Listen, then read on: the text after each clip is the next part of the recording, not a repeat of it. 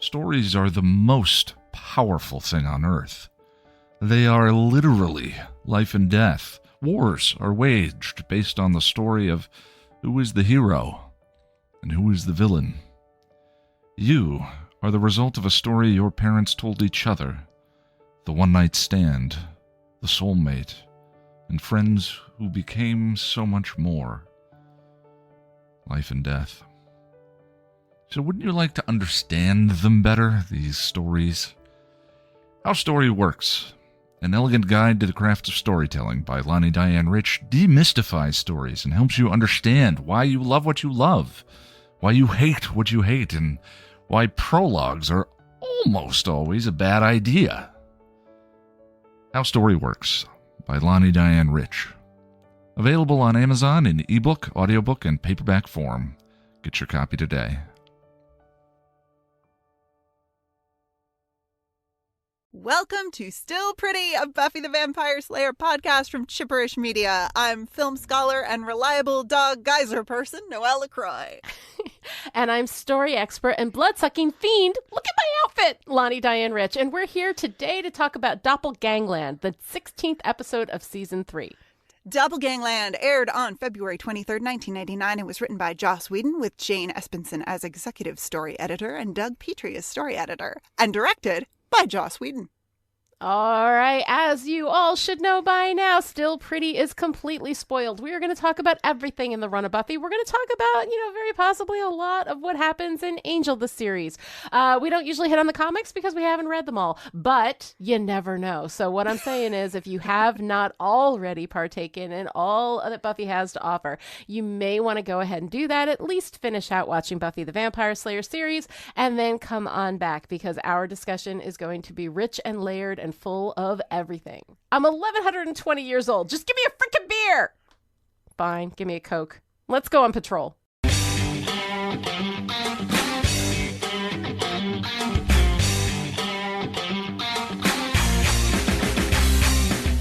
Doppelgangland, a teenage and human Anya, former vengeance demon Anyanka, meets with the demon Dehofrin and begs for her power center back. He is unsympathetic to her plight. I won't fail again. Your time has passed. Do you have any idea how boring 12th graders are? I'm getting my power center back. And if you won't help me, then by the pestilent gods, I will find someone who will. At school, Willow is working on her magic by floating a pencil, but as Buffy starts talking about Faith, her emotional control goes wild and she buries the pencil in a tree.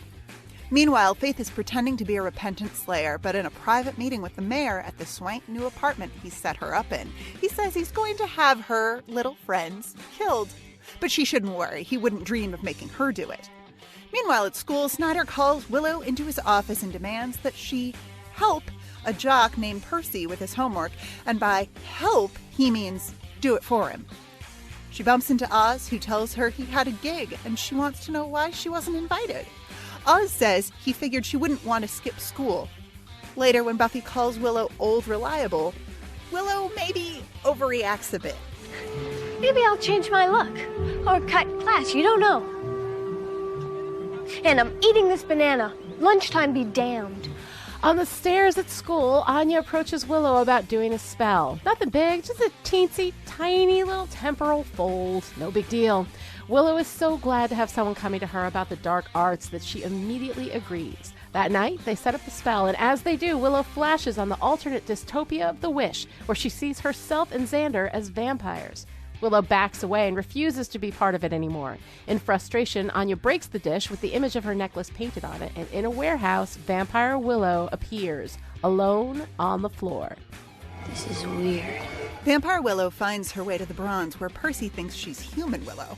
Vampire Willow complains that she's having a terrible night. She grabs him and tosses him across the room, then picks him up by the neck. Xander comes in and pushes Percy away from Willow, not recognizing that she was the aggressor in that situation. Vampire Willow is happy to see that Xander is still alive and hugs him intimately. Then she discovers that he's alive, and everything is wrong. Buffy comes in, and both she and Xander try to be supportive about their friend's new black leather look, but when Vampire Willow gets mad and walks away, and Buffy goes after her, Vampire Willow shows her vamp face, devastating both of them. Vampire Willow then goes out into the night where two of the mayor's vamp goons try to take her out and get a surprise when she overtakes them both. Who do you work for? Wilkins, the mayor. Oh! Who do you work for? You. In the library, Buffy, Xander, and Giles are devastated as they contemplate Willow's death. When human Willow comes in wearing her pink fuzzy sweater, they all hug her and tell her that there's a vampire version of her out there. At the Bronze, Anya's trying to get a beer, but she doesn't have an ID to verify that she's 1,120 years old, so fine, it's a Coke. Oz is setting up for a gig when Angel shows up looking for Buffy. At that moment, Vamp Willow's new gang shows up ready to take over the Bronze. Oz sends Angel to get Buffy, and then tries to talk to Willow. When everyone is good and confused, Anya steps in to clear things up. He thinks you're someone else. He thinks you're the Willow that belongs in this reality. Another me? You know this isn't your world, right? I mean, you know you don't belong here. No. This is a dumb world. In my world, there are people in chains and we can ride them like ponies. You want to get back there. Yeah. So do I. At the school, Angel shows up to give everyone the bad news about Willow, then sees Willow, and we go around that mulberry bush again. They rush out to deal with the vamps at the Bronze, but Willow has an idea and decides to hang back and catch up later. In the library, alone, Vampire Willow grabs human Willow and says she wants her to perform the spell to put her back into her reality. Vampire Willow hits on her, and when human Willow isn't into it, she tosses her behind the library desk, where human Willow grabs the tranq gun and shoots Vampire Willow in the stomach. Bitch. The Scoobies come back and put a knocked-out Vampire Willow into the library cage. They dress human Willow up as Vampire Willow to go back to the Bronze and try to save the day. She goes into the Bronze and fakes her way as best she can, sending her goons out one by one to be taken out by the Scoobies. Human Willow claims she killed human Willow, but Anya is suspicious. Back at the library, Vampire Willow wakes up in human Willow's clothes when Cordelia comes in looking for books, or, Wesley. Vampire Willow tries to get her to open the cage and let her out. Cordelia, however, takes the opportunity to lecture Willow on her affair with Xander. Meanwhile, at the Bronze, Anya is on to the plan. Maybe we should let everyone go and give them a 30-second head start. Wait a minute. No, I like my plan. Oh, nice try. Okay, let's get to the killing. Why don't we start with her? At the school, Cordy lets Vampire Willow out, and Vampire Willow chases her until Wesley finds her, pulls out a stake, and Vampire Willow runs off to the Bronze, where she blows human Willow's cover. Buffy and Angel take out the vamps, and Oz tries to get human Willow to safety, but Vampire Willow comes after human Willow. As Vampire Willow is strangling human Willow, Buffy is about to stake Vamp Willow when human Willow screams for her to stop. They take Vampire Willow back to the warehouse where she appeared in the first place. They set up the spell, but Buffy has reservations. She's not sure about sending a demon into another world. Willow says it's Vampire Willow's world, and she should have a shot at life there. They send her back. Vampire Willow reappears in the warehouse fight from the Wish, and Oz immediately pushes her into a shard of wood, dusting her.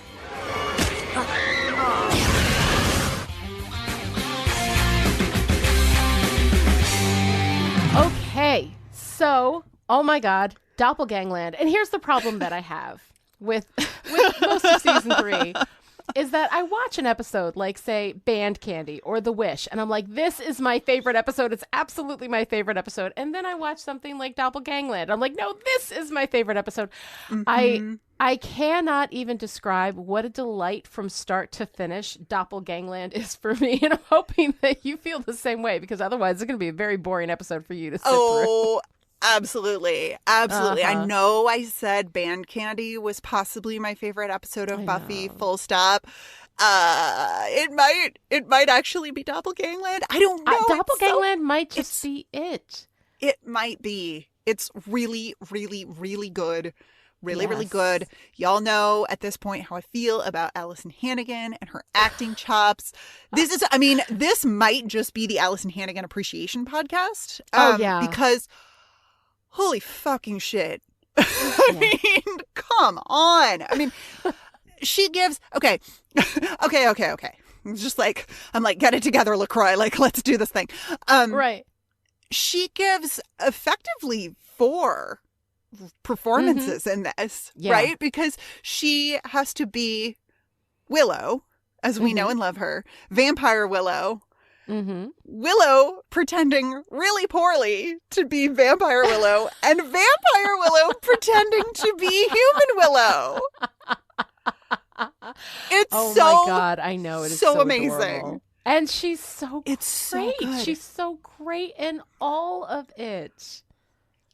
She's so recognizable too. Like it is clear that there's more going on than just hair, makeup, and costume. Like it's a different physicality for both characters, and it's different. Oh my God, it's so good, so good. And she also gets most, if not all, of the good lines. There are so many good lines in this episode. We could just do clips of the episode, but that would be the entire Still Pretty. And I know when I was trying to pick the clips for the summary, I was like, how do I even, because if I pick all of the good clips, it's just basically playing the episode, you know? Right. Right. Which I believe is illegal, so I wouldn't want to do that. But yeah, it's so incredibly great, and there's so much fantastic stuff from her in this. And there are so many lines, I mean, that look like good lines on paper, but the performance that she brings to them is just wonderful. I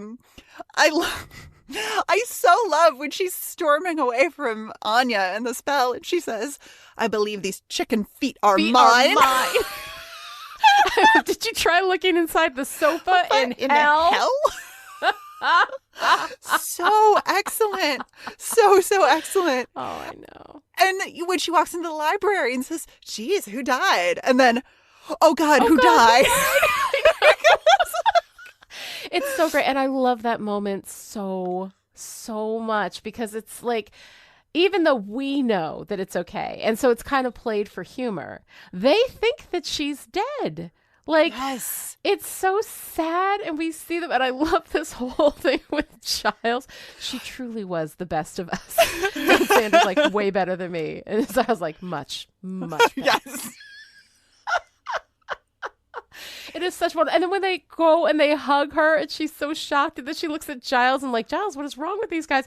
And then he rushes in and gives her this huge hug, and I love seeing that from Giles. It's just, the whole thing is so great. It's just amazing. It's amazing. And I'm not the story expert here, but I love that moment where she says, say, y'all didn't have to do a bunch of drugs, did you? Like, that is exactly literally the halfway point of the episode. I mean, damn. Yeah. Like when they're having that interaction and like realizing, oh wait, something weird is going on here. Literal halfway point. I'm like, I feel like every single scene, every single moment in this episode does something to absolutely. advance, it does. And I mean, like, it's amazing. all about Willow and her identity crisis, right? It opens up in the beginning with her being old reliable, and she's like sick of being, walked all over with that. And then we have Anya, who appeals to this idea that, Willow could have a dark, powerful side. And then she realizes she's being used for this like incredibly dark thing that she is not into, Yeah. It's all, which is so cute. Great. It's so cute because she wanted to do something dangerous. She says, is it dangerous? And Anya lies and says no. Yeah. But then it like super is kind of a big deal. And then she doesn't really want to be dangerous, but she kind of doesn't want to be Willow anymore. And I mean, it's so great because then, of course, when Xander and Buffy see her in the bronze and she's wearing the leather outfit and she's all different, and they're like, okay, like, I get that you wanted to do something different, but this might be over the top. And oh God, the moment when Vampire Willow vamps her face at them and then walks away because she's so depressed. And I love depressed Vampire Willow. Oh my God. This isn't my world. I don't like it. In my world, you can ride humans like ponies. I love Vampire Willow. I love her. I love her. I love her. She is so sad. I know. She's so sad. She's I'm having a terrible night. Like, she just wants to go home. I know. And I mean, depressed vampire is kind of fun, especially playing it in this context, where she's just like, and then when she takes out the mayor's goons, like, who do you work for? Crack. It is so fantastic. And the way that they play it, like, it is beautifully structured. We're beautifully building this all up, but it's also laying on top of a story that is essentially about Willow's understanding of herself and who she is and her acceptance of everything that she is. It's just, there's so many layers of fun identity story in this, and then seeing that play out in these two, dual identities of Willow. It's so great. Well, what I love is at the beginning when Buffy and Willow are talking, Buffy says, they're talking about faith, and Buffy says that, under different circumstances, that could have been me, essentially. Like, she says, I could have ended up like Faith. And Willow kind of naively says, no, like, that not possible. Some people just don't have that in them. Right. That kind of darkness. And then, of course, we see this dark version of Willow. Yeah. That she has to integrate by the end of the episode. And that's what I love so much about this particular narrative, about Willow's, Willow's own identity. Obviously, she's talking about Buffy, but there's clearly some unexamined parts of herself here, starting with this toughness. Yeah. Vampire Willow takes no shit from anybody. And of course, Vampire Willow takes no shit. Yeah. Human Willow does everything for everybody. I mean, she says yes to everything. She feels like she doesn't have a choice. Yeah. And then, of course, the twist at the end is that what Vampire Willow did to Percy at the Bronze was exactly what he needed in order to, remove his ass hat from his head and actually and at the end, we get a nice result from that. And a good result for him. He's doing his own work. He's learning. He brings an apple for the teacher. I mean, this is a good growth episode for Percy. Yes. Well, and I love, sometimes people need to be thrown across a room. Yeah. Yeah. Sometimes you just need to throw someone over a pool table. It's fine. But I love the detail that it's President Roosevelt that his report is on. And of course there are two Roosevelts. So, he does both because that's great. But of course, we're in this world of doubles. Yes. So of course, for Doppelgangland, we would have a report. You've got to have the on two President Roosevelts. Roosevelt. Okay, so Willow's unexamined parts of herself. Yes. Shall we? Oh, sure. Oh man. So they're dragging an unconscious Vampire Willow into the library cage, and the oft quoted line, or at least oft quoted in my life line. Yes. That's me as a vampire. I'm so evil and skanky, and I think I'm kind of gay. Right. All right. Okay, cool. Let's chat a little bit about internalized homophobia. Shall we? I mean, because that is what I get from this line. I mean, as somebody who still has like a fair chunk of internalized homophobia that I'm working to unpack, like I really see that there of grouping kind of gay in with evil and skanky. I mean, here we go again, right? Pairing queerness with demonness. Yes. And lots of neck licking, which is our stand-in for lesbian sex, until we get an accurate representation. Now, I will give the show credit for giving us an accurate representation of lesbian sex later in the show, which is, of course, holding hands and moving a vending machine with your mind. I had no idea. Yeah, that's exactly what it is. That's exactly what it is. Yeah. Hand holding, vending machines, very important. There you go. Yes. But so evil and skanky. Yes. I mean, we got slut shaming in there too, because the patriarchy likes to get in everywhere. Kind of gay as this demon Willow, but she's a sympathetic demon. Like she's not an evil mustache twirling demon. She's so sad. She is so sad, but she's also like, killing people. Like she kills that girl at the bronze. Yeah. You know. Okay. All right. So I wouldn't call her exactly sympathetic. I would say she is sympathetic in that we can identify with her feeling out of place in the world that she's in. Totally. We can identify with her sadness. She's lost Xander, who is kind of her partner in evil. And this world isn't the same as her world. It's not this world fun. Is dumb. Exactly. It's not fun. It's not fun for her. So like you kind of sympathize with that, but she is still evil because she's a demon. But she's also powerful and assertive, which is something that Willow is. Willow is powerful and she can be assertive, but she also really puts herself in the position of again, serving everybody else, doing what everybody else wants. She doesn't argue. She doesn't give them a hard time. She doesn't stand up for herself. So everything that Vampire Willow is coded as, and we do, of course, bring in the bad connotations and then associate them with kind of gay, right? Instead of powerful, in charge of her sexuality and kind of gay, we get evil, skanky, and kind of gay. So we do have this, this association with it. And granted, that's what makes, okay, there are terrible jokes that give bad messages, but are also well constructed. And so I have to acknowledge the construction of the joke is good. The message that it sends, the associations are not good.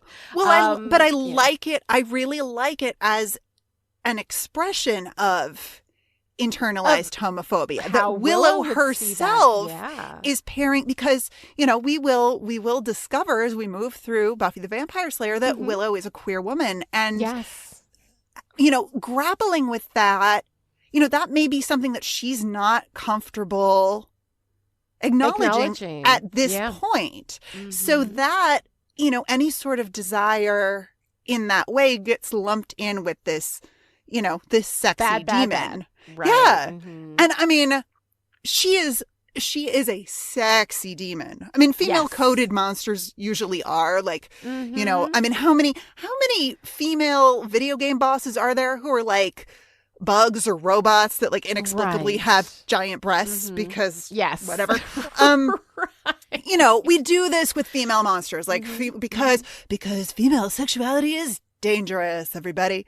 It is. But I love the way they make this Vamp Willow sexy. She's not all of the skin exposed all of everywhere. She has this kind of animal quality with the way she moves her head, like she's listening with her teeth. It's really, really amazing.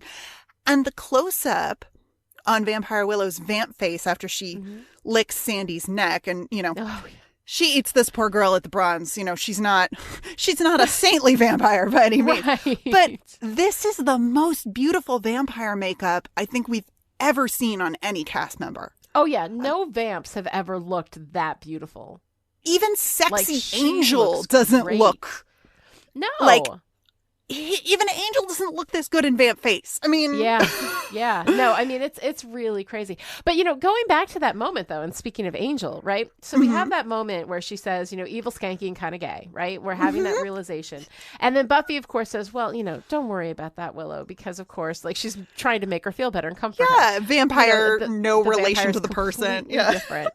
And then we have Angel say, well, actually... and there's this moment and he's like, yeah, no, you're absolutely right. He does not even, but we have that textual acknowledgement that what is in Vampire Willow is also in human Willow. Yep. And that hint of that. And I really kind of love that moment where we're letting that just sit there. Yep. We're not really addressing it too much, but it is in the text that what you are when you are human is definitely part of who you are as a vampire as well.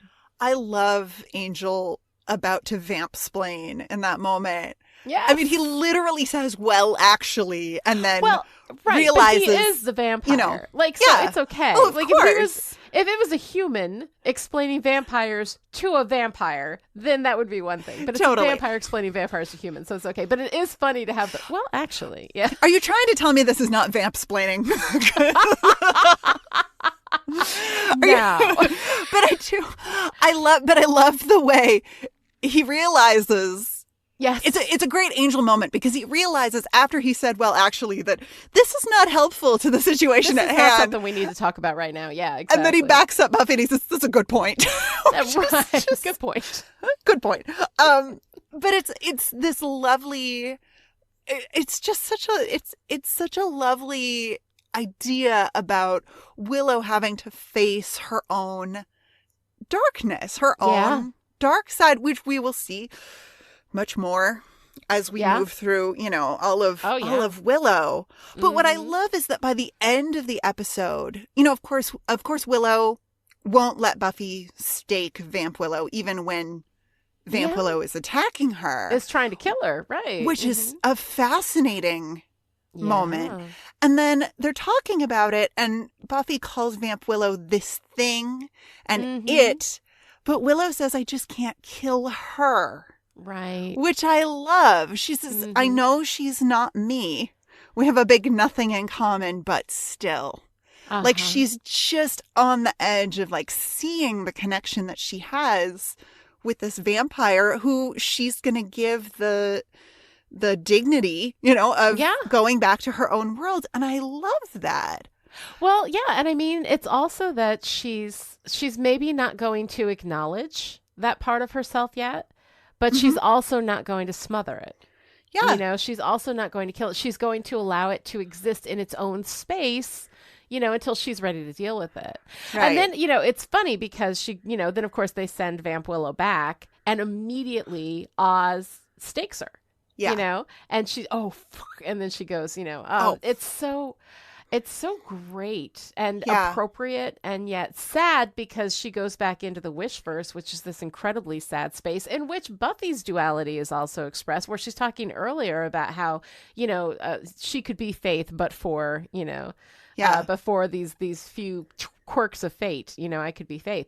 And then Willow's like, no, you couldn't. But we actually see that in the Wishverse, she is Faith. Absolutely. Yeah. She's certainly closer to Faith than she is to the Buffy that we're used to seeing. Yeah, no, absolutely. There's something so beautiful to me about Willow hugging her vampire self. Yeah. Like, I think the symbology of that, of like literally embracing her darkness, gives me a lot of feelings, especially when that darkness is paired with queerness. Yeah. And what that means for her in that moment. But then, interestingly, of course, because Vampire Willow is coded as queer. Yeah. When she's sent back, immediately she's staked by Oz, who in our true reality is Willow's partner at this point. So, I mean, this is a very symbolic by erasure on the part of the show, in that we're showing Oz, Willow's current sweetheart, as defining her sexuality because he, in the Wishverse, he is the one who removes this queer Willow from the picture. Oh, interesting. You know what I mean?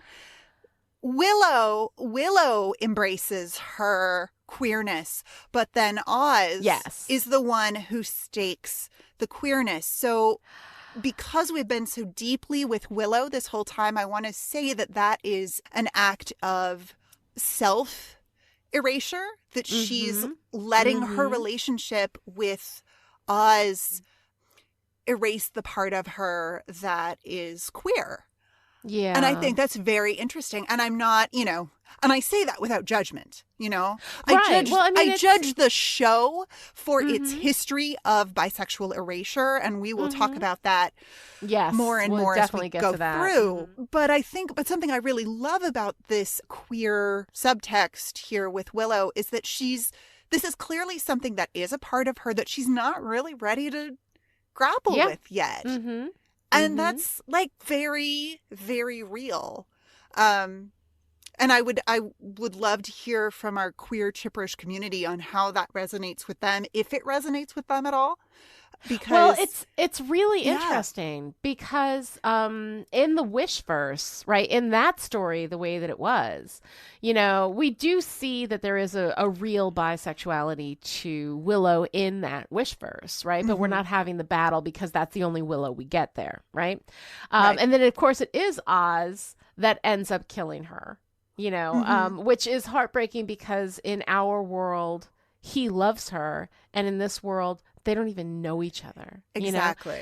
So, I mean, that is a really poignant moment in the context of the Wishverse. But when you bring that in, and you just have so brilliantly laid this out, I've never seen that before. And I absolutely love, because I think that you really are pulling something from the text that may not be intentional, but given everything else, all of the other, again, the raindrop rainstorm thing, right? Like one particular instance doesn't necessarily mean that, but the fact that this happens over and over and over again, right? And we end up, of course, erasing Willow's bisexuality, and the fact that she, if a bisexual woman is in love with a man, it doesn't make her any less bisexual. And this is she's something that we're still grappling with. Like, how sometimes we'll watch the show and we'll look at the sociopolitical issues that they're dealing with, and we'll go, oh, well, this would not happen today because we've moved past that, or we have different, we have new and different language for dealing with this idea. This is still an issue in the queer community and in media, this idea that if a bisexual person, that who you are with, like who you are partnered to, determines your sexual orientation, which is ridiculous, because does that mean that anyone who is not partnered or has never had a sexual experience is asexual? Right. No, that's not how human sexuality works, but it is something that we still see, unfortunately, a lot of in the media and in the world.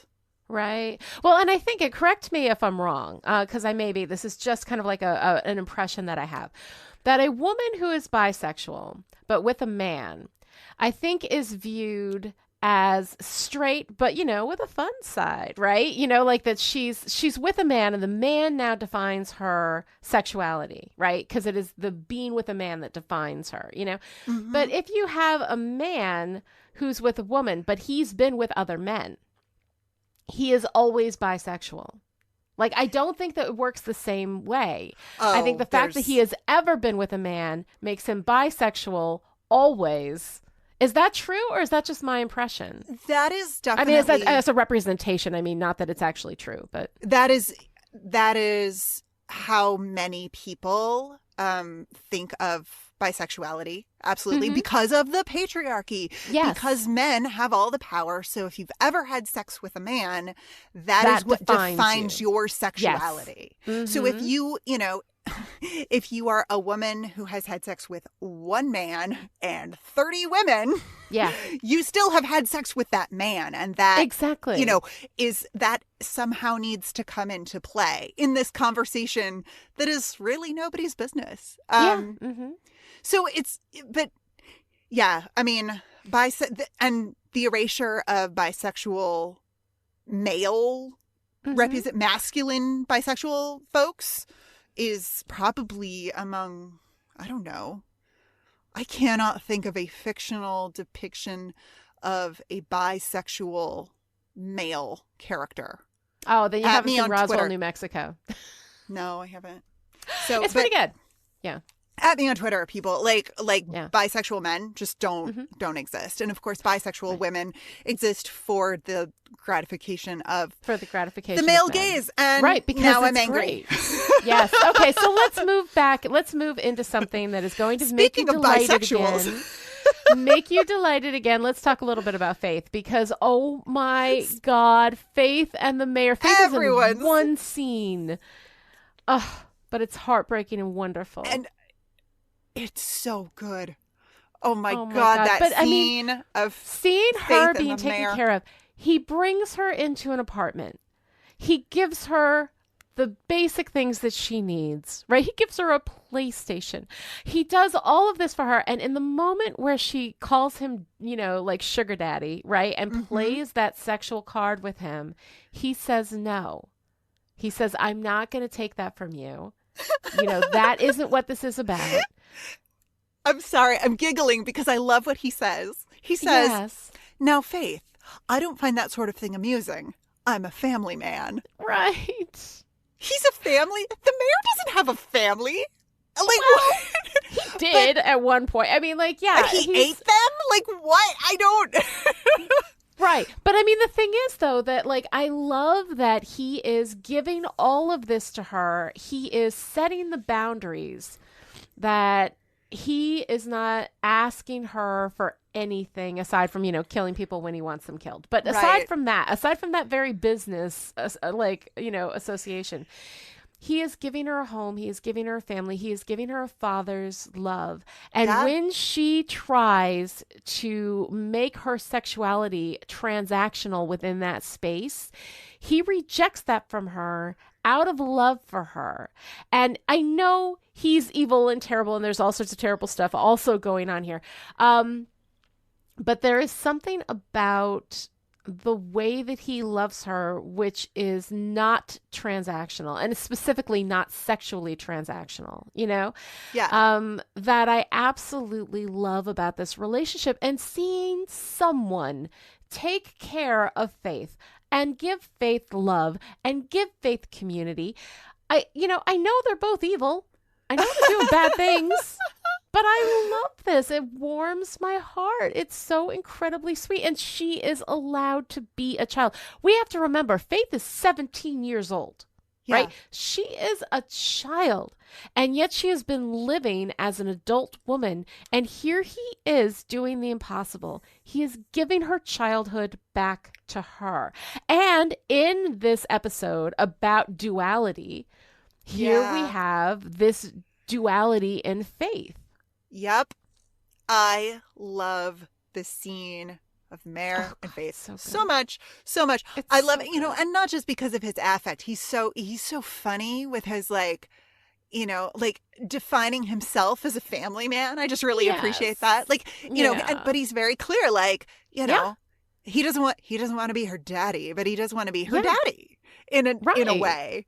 And I love the way physical Faith has to touch everything. I love the way she touches everything. She strokes the chaise lounge. She kind of hits the pillow. She touches the lamp. She handles the punching bag. She jumps on the bed. And then she snuggles up to the mayor. And that's when he's like, no, this is not that.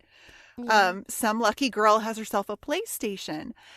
And for Faith, play is a luxury. She has never gotten to play. And that is just so heartbreaking. It is, but it's so lovely. It is lovely to see her getting all of this that you wanted for her, and all of this good, wonderful, wholesome stuff, this love that is genuine.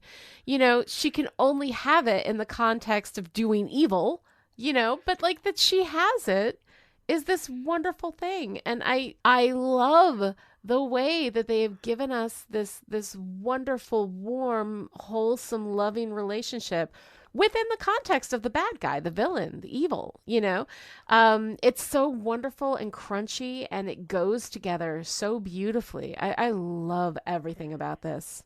Yeah, we get goodness in our villains, and we get evil in our heroes a little bit. I know. It's great. I love it. Yeah. I love a delightful villain. I love a villain that you can root for. Yes. And the mayor, for me, really is that character. Yeah. Oh, yeah. I'm just so glad to see him whenever he shows up, because it's so fun to watch him do his mayor thing. I know. He's so wonderful. He's great. He's so wonderful. Well, you know who else is great, though? Cordelia. Oh, my God. Cordelia. For the few moments that she's in, there's a little bit of grossness. She comes in, dressed for a cocktail party. Yeah. Looking like a woman in her mid-40s, who's going out for the night. and looking clearly for Wesley. She's like, I have these books, but is Wesley here? So I mean, that's gross. Wesley saves her from vampire. That's all gross. But here is Cordelia coming in. She sees who she believes to be, human Willow in her fuzzy pink sweater, locked up in the book cage. And here she is tormenting this killer vampire, right? With these, let's talk about the ethics of boyfriend stealing for a bit, shall we? And she gets out everything that she needs to say. She expresses herself, and I mean, I absolutely love that whole thing. I think it's great, Cordelia. There's such a great directorial choice there too, because she walks up to the cage and she's talking to Willow, and then the next time we see her, she has pulled up a chair. She has made herself a cup of tea. Oh, yeah. They have like it's so great. She has set up yes. I love it so much. I love, and time-wise, it doesn't really line up, but I don't even care because I don't even care. The rest of this is so perfect that I am not going to nitpick on these things. It's so great. So great. But I mean, not to sound like everyone's mom, but where the hell is Cordelia going dressed like that? I don't even know. I don't. What? Clearly, I think that she got dressed up trying to look older because she likes Wesley, And then, of course, we have all this grossness where she lets Vampire Willow out. Vampire Willow attacks her. Wesley rescues her. They're in the bathroom together. There's all this weird awkwardness. It is terrible because, again, the same thing. The Wesley and Cordelia romantic relationship is incredibly gross.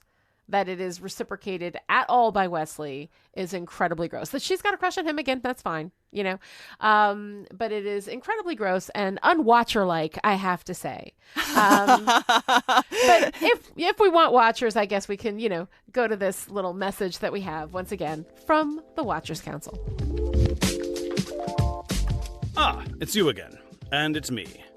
And here we are once again to talk about Chippers Media, which makes all the podcasts you love about Star Wars, the Marvel Cinematic Universe, Angel the series, Buffy the Vampire Slayer, Explosive Inspiration, how stories work. I am sure there are more, but honestly I can't be asked to remember them all. Go to patreon.com/chippers to keep them all free and ad-free and coming your way because you like that sort of thing, I guess. And, I realize that in all this time I have been remiss, and I haven't properly introduced myself to you all. My name is Clive Fletcher, and I'm a Watcher. I would tell you where I'm from, but I'm not allowed. I would tell you where the Watchers Council is located, but I'm not allowed.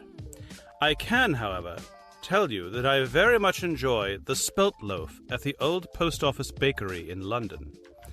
Just an odd detail, no significance whatsoever, but if one were to go there and ask Graham for a spelt loaf for Clive, well, it's excellent for anyone with a wheat intolerance. Just a little bit of London trivia for any potential tourists. That spelt loaf, it's rather excellent, actually. Patreon.com/chipperish. Go on. Give it a visit.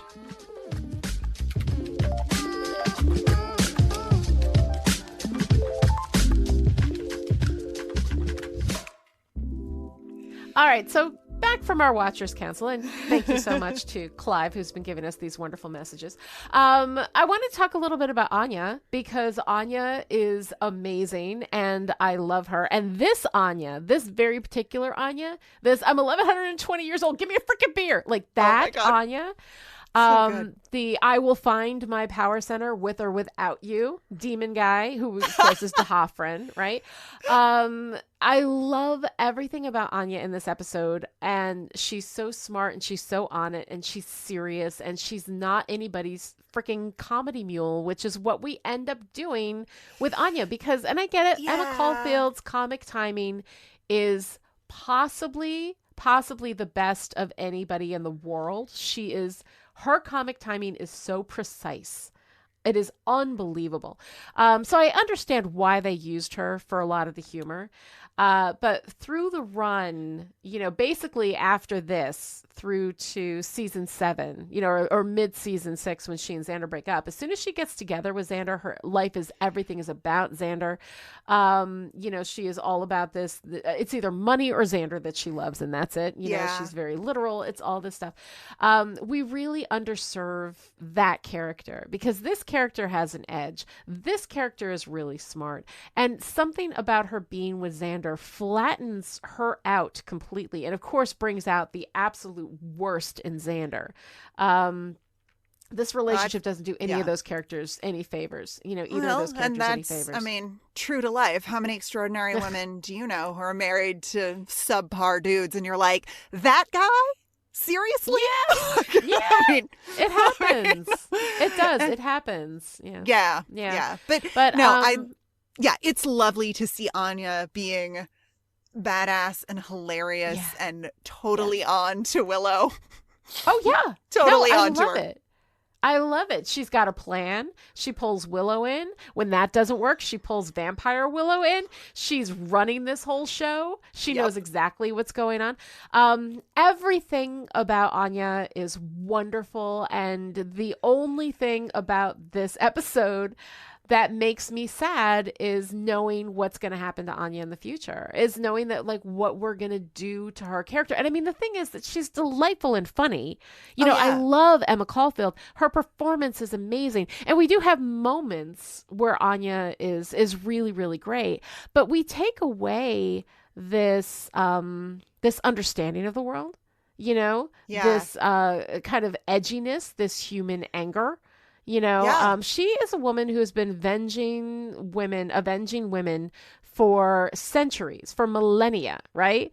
And that is somebody who you don't, you know, they kind of take that away from her and make it this joke about her past. Yeah. But it's serious, and she is serious. And so I love her in this episode. I love her desperation. I love her being stuck in the body of an 18-year-old.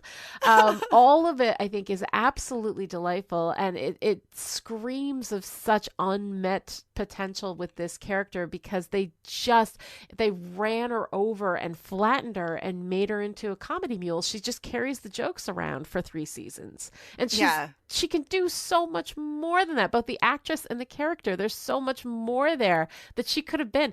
And I'm so sad when I see this episode because I see everything that was lost, you know, while we kind of took a much, much flatter Anya, you know, and let her run for 3 seasons.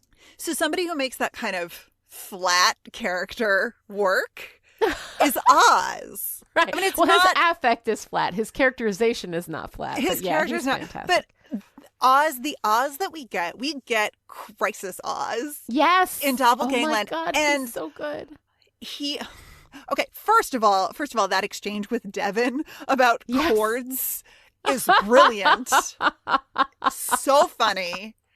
And then Angel just like pops in looking for Buffy.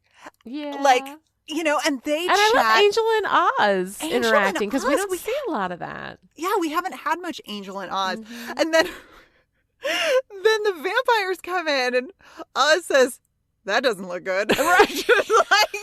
I'm like, this is Oz. This is Oz concerned. Yes.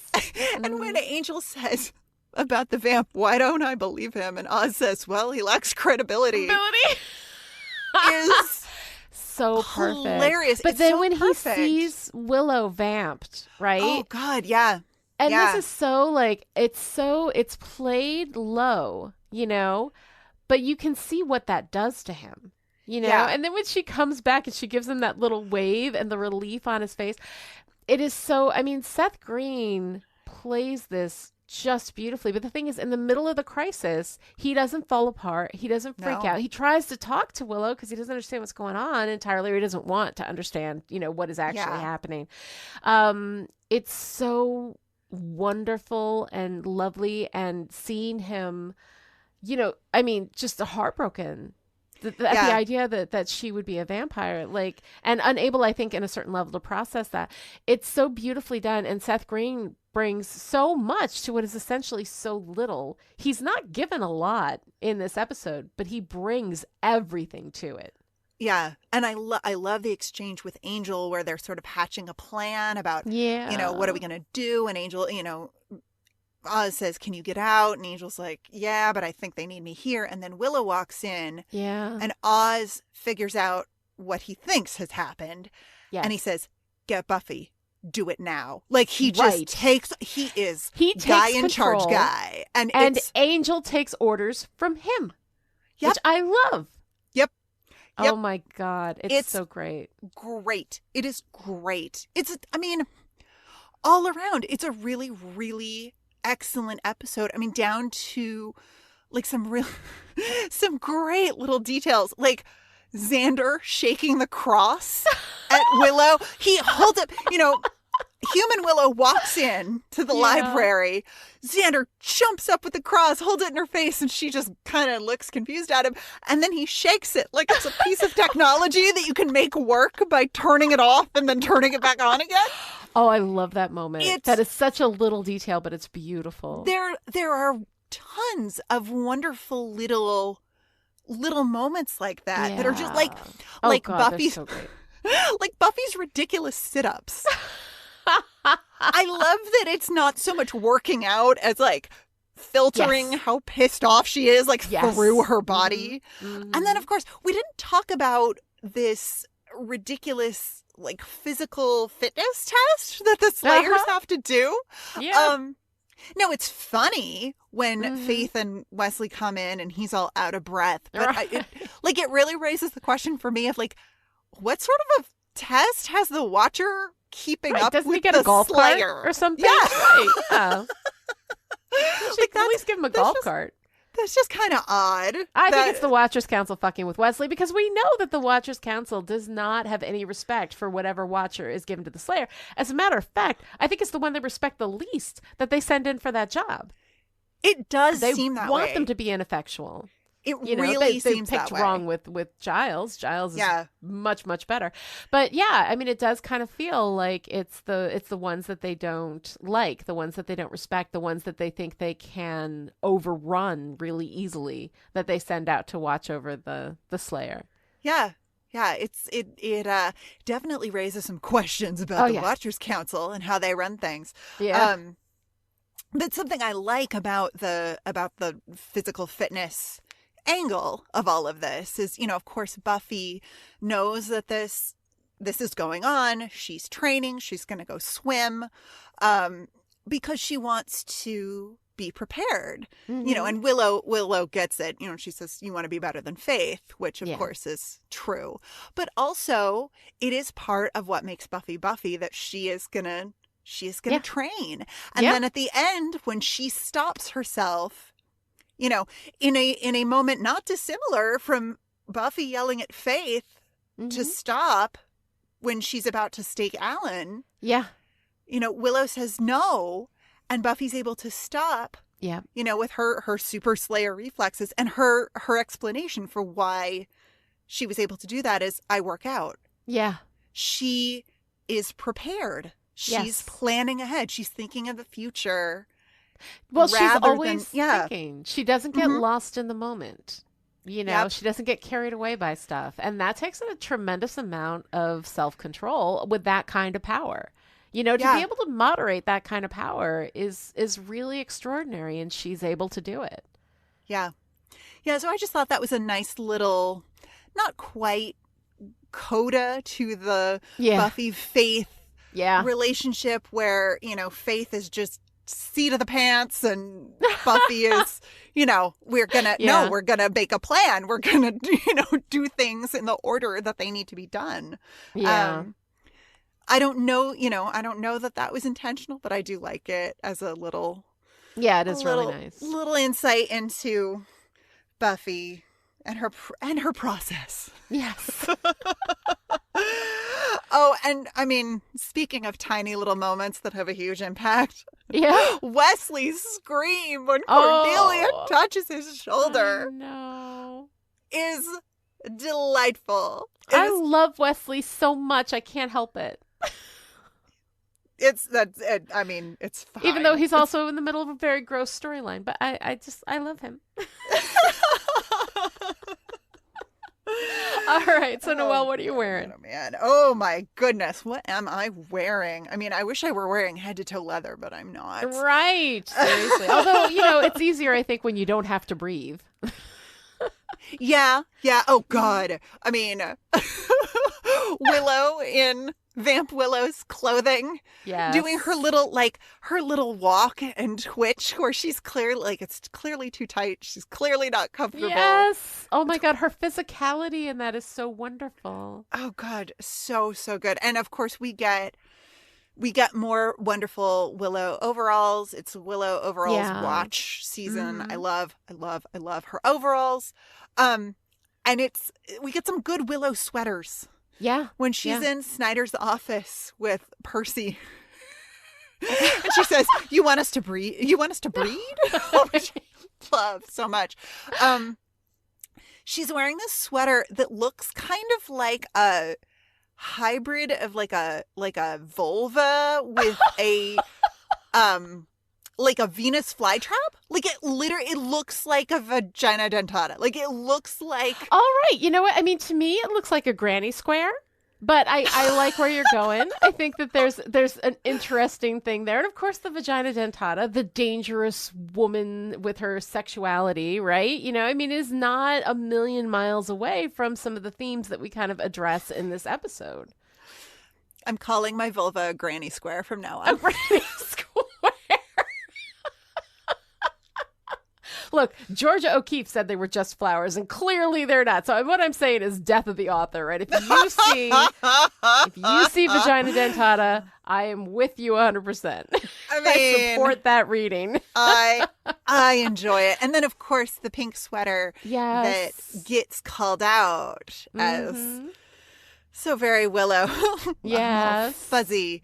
Willow's pink sweater is absolutely incredible. Like, it is a ridiculous sweater. I mean, to my eye. I love it. I so adore it. much. Those daisies all around it. And then it's got like patches or embroidery on it. It's so good. And then she wears it with this little floral skirt and these pink tights, light pink tights, which are the little girliest tight color. Yes. I mean, it's she is dressed like a child. And it is so good and so funny when Vamp Willow wakes up in Willow's clothes. This is like a nightmare. I so know. good. It's so great. What I love, though, is that when the Scoobies swapped clothing, they put everything of Willow's on Vamp Willow. Tights, shoes, necklace, all of it. Like, what did they think was going to happen? Like, why did they? What? I mean... Right. I realize this is network television and we're not going to have like a naked Allison Hannigan in the library cage. A naked and unconscious Allison Hannigan being dressed by what I hope is also a conscious Allison Hannigan. Right. But at the same time, I'm like, that's a lot of effort. That is a lot of effort. And that is it's just, I mean, and obviously it's for the wonderful swap. It's so that we can have, But I don't know. I don't like. That's a lot. That's a lot of. Maybe. All right. Okay. Headcanon. Human Willow insisted upon it. Human Willow is concerned about the dignity of Vampire Willow. You know what? I would believe that. I would absolutely believe that, and I would believe that Willow would very carefully make sure that she was fully dressed. And that she had so I mean, I definitely believe it as part of the text, but sure. Well, and that makes sense with the Willow that we know, who puts up towels in the library cage for Oz for when he's all werewolfed, and so she doesn't get Oz's full Monty. It's very, very sweet. All right, so what's your girl power moment of the week? Oh my gosh. I mean, can I just say the whole thing? I think for me it's Willow advocating for her vampire self at the end. Yeah. And, don't kill her. Let her go, let her go to her own reality. That's where she belongs. And then and embracing her darkness. I know. I think it is really sweet. But I really like her going into the bronze as Vampire Willow. I like her taking on this task that clearly makes her uncomfortable, that is clearly pushing her outside of her comfort zone. And then doing the, hey, why don't you go outside and check on him? He's been gone for a while. Cute. So cute. It is so adorable. Oh my She's God. It's still going to request politely, even though I she's supposed to know. be. She's so this- sweet. She's sending them to their death, but she's so kind about it. Yeah. All right. So Noelle, what's your favorite part? Oh my God. I can't say the Yeah. full episode is my favorite part. You 'cause can say that is- whatever you want. This is your Well- goddamn show. If you want to say the whole episode, you say the whole episode, girl. I mean, I love Willow's integration of her dark self. I love her hugging her dark self. I love her acknowledging at the end with Percy that even if it's just in her own head that, Vampire Willow did not, in fact, ruin every single thing she touched. Right. She fixed up this situation. She fixed some things, right? Yeah, It's a and nice that little end. That darkness is okay. You can let a little bit of that darkness live, and I think that is an maybe unintentional but really powerful message. It is. It's a nice message of self-acceptance, I think. Yeah. So what's your favorite part? Oh, God. When Giles, Buffy, and Xander think that Willow is dead, and then she walks in, and they just, I mean, all of that whole scene, and they hug her, and she's just like, okay, you all didn't happen to do a bunch of drugs, did you? And when Giles hugs her with that same desperation that Buffy and Xander have, it is so incredibly so. And then, of course, when Angel comes in later and has to give them the news that Willow is dead, and then he goes, hey, Willow. Oh, wait, what? Yep. I mean, Yep. David Boreanaz plays that really nicely. It is so sweet. I mean, it's so heartbreaking because it's Willow, but then to, play it for laughs at the same time. I love it. All right, that's it for today. To join in the discussion on Twitter, follow me at Lonnie Dinerich and Noelle at Noelle Aloud, and use the hashtag StillPretty. Or you can keep Chipperish Media going to the tune of $1 a month or more and gain access to the live chat and Discord, where you can hang out with me and Lonnie and all the Chipperish patrons who are truly the best of all of us. Way better than Xander. Much better. You can also show your support by giving Still Pretty a great review on Apple Podcasts, or by telling your friends about the show, or by looking inside the sofa in hell. We will be back next time with Enemies, the 17th episode of Season 3. Until then, say, you all didn't happen to do a bunch of drugs, did you?